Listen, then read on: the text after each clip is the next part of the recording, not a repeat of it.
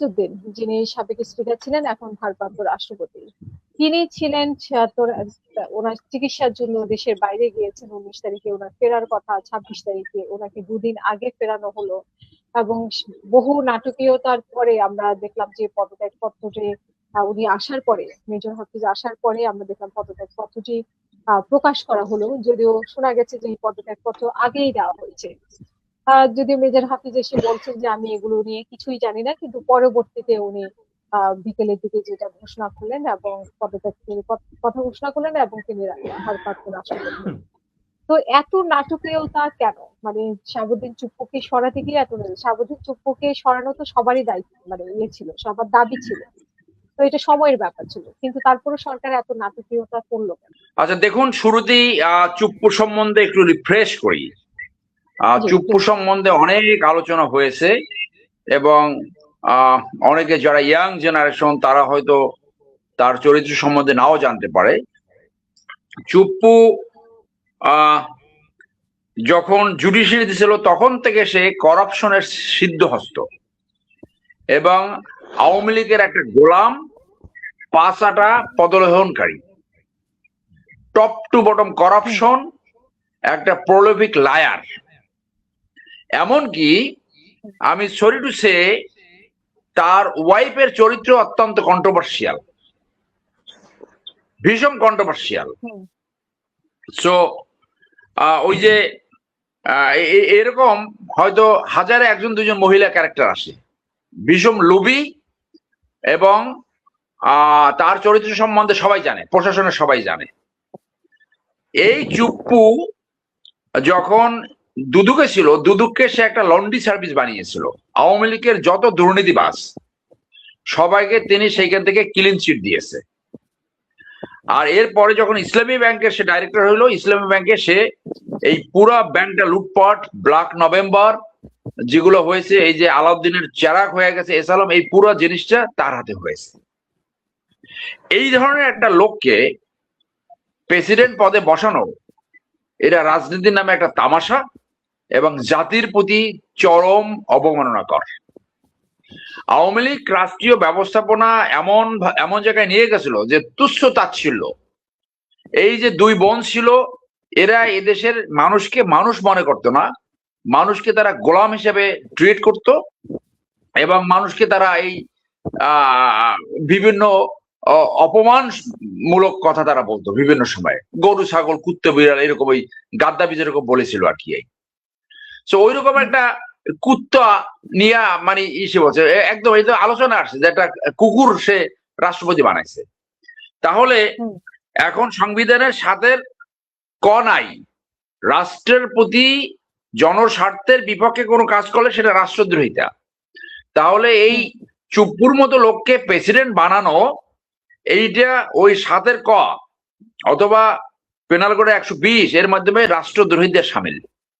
এইটার জন্য এইরকম একজন অনৈতিক লোক, একটা কুখ্যাত দুর্নীতিবাজ, তাদের ভাষায় কুত্তা, একে প্রেসিডেন্ট বানানো, এটা জনগণের সাথে তুচ্ছতা ছিল, জন আকাঙ্ক্ষার প্রতি অবমাননাকর এবং রাষ্ট্র পরিচালনা নামে একটা স্রেফ একটা তামাশা, একটা মকারি।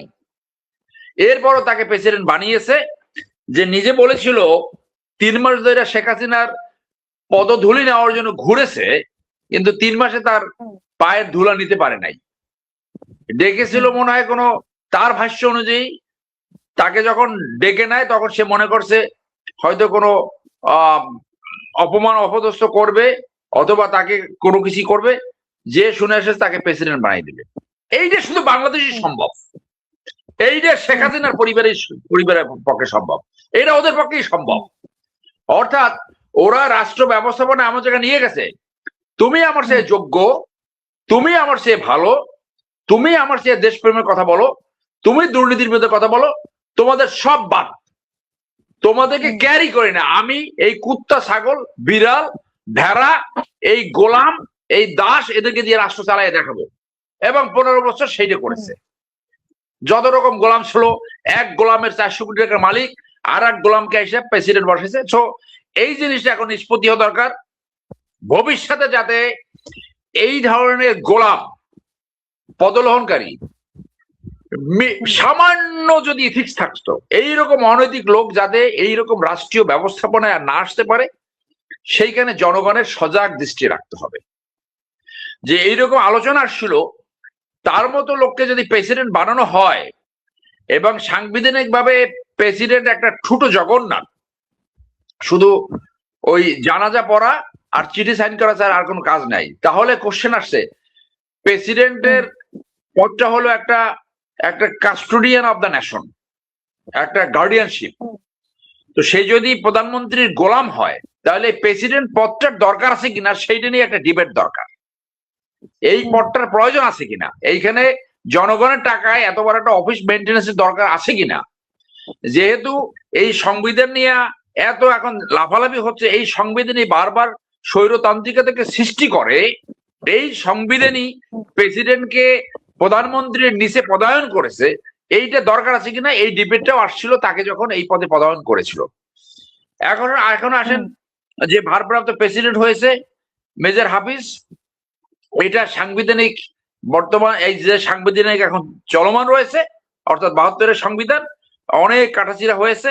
এই সাংবিধানিক বিধান অনুযায়ী প্রেসিডেন্ট যদি কোনো কারণে অপারগ হয়, অসমর্থ হয়, যদি রিজাইন করে অথবা যদি মারা যায়, তাহলে স্পিকারই ভারপ্রাপ্ত প্রেসিডেন্ট হবে। সংবিধান অনুযায়ী 90 দিনের ভিতরে একজন নতুন প্রেসিডেন্ট নিয়োগ করবে ভোটের মাধ্যমে। প্রেসিডেন্টের জন্য নির্দিষ্ট কোয়ালিফিকেশন আছে। 35 বছর বয়স হলে যে কোনো নাগরিক প্রার্থীতে ঘোষণা করতে পারে, যদি সে ব্যাংক্রাফট না হয়, যদি সে পাগল না হয়, এবং দলও এখানে নমিনেশন দিতে পারে। বাট বাই প্র্যাকটিস সংসদে যাদের মেজরিটি থাকে তাদের প্রার্থী এখানে প্রেসিডেন্ট হিসেবে নির্বাচিত হয়। এখন কে প্রেসিডেন্ট হবে কে হবে না সেটা 90 দিনের ভিতরে হয়তো আমরা জানতে পারবো। তবে আমার ধারণা হয়তো আর একটা গোলাম খুঁজে আনা হতে পারে, এখানে আর একটা ওই চুপ্পু টাইপ একটা লোক আসতে পারে আমার ধারণা। আপনি যে ওনার মানে অতীতের ইতিহাসটা বললাম, সে অতীতের ইতিহাসের জন্য ওনার এখন শাস্তি হওয়া উচিত কিনা? জুলাই আন্দোলনের সাথে আসলে উনি কোন জুলাই আন্দোলনে ওনাকে দেওয়া হতে পারে কিনা? জুলাই আন্দোলনের সাথে সম্পৃক্ত, যেহেতু মেজর মোজাফফরকে জুলাই আন্দোলনের করা হয়েছে, হত্যা মামলা আসামি দেওয়া হয়েছে, অবশ্যই শাস্তি হওয়া দরকার। দুর্নীতির মামলা ক্রিমিনাল অফেন্স। আমি আজকে আমার ফেসবুক টাইমলাইনে আমার স্ট্যাটাস দিয়েছি, সে যে দুর্নীতি দমনে থাকাকালে যে দুর্নীতি করেছে এবং ইসলামী ব্যাংকে থাকতে যে দুর্নীতি করছে, সেটা বিচার করতে হবে। এবং আমরা যদি একটা এই প্রেসিডেন্ট ওনার প্রেসিডেন্ট টার্মে যে কয়দিন প্রেসিডেন্ট ছিল সেই কয়দিনের সাংবিধানিক ইমিউনিটি আছে for the affairs of the president.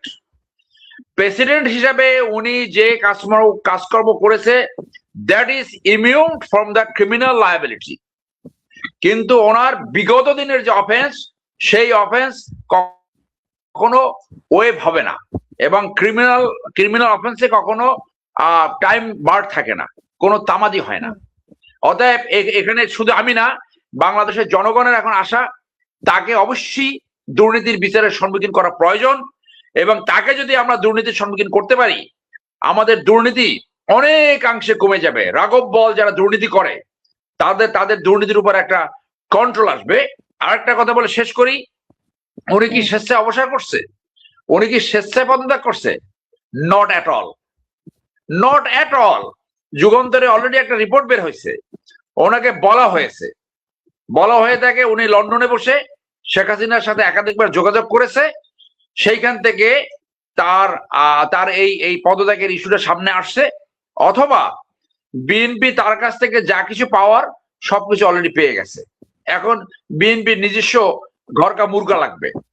দুইটা কারণ। তবে যে এই লন্ডনে বসে যে কথা বলছে, যেটা উনি ডিনাই করেছে, most likely this is the reason. And secondly, BNP তার কাছ থেকে যা কিছু পাওয়ার ছিল, দ্যাট ইজ অলরেডি অ্যাকসেপ্ট।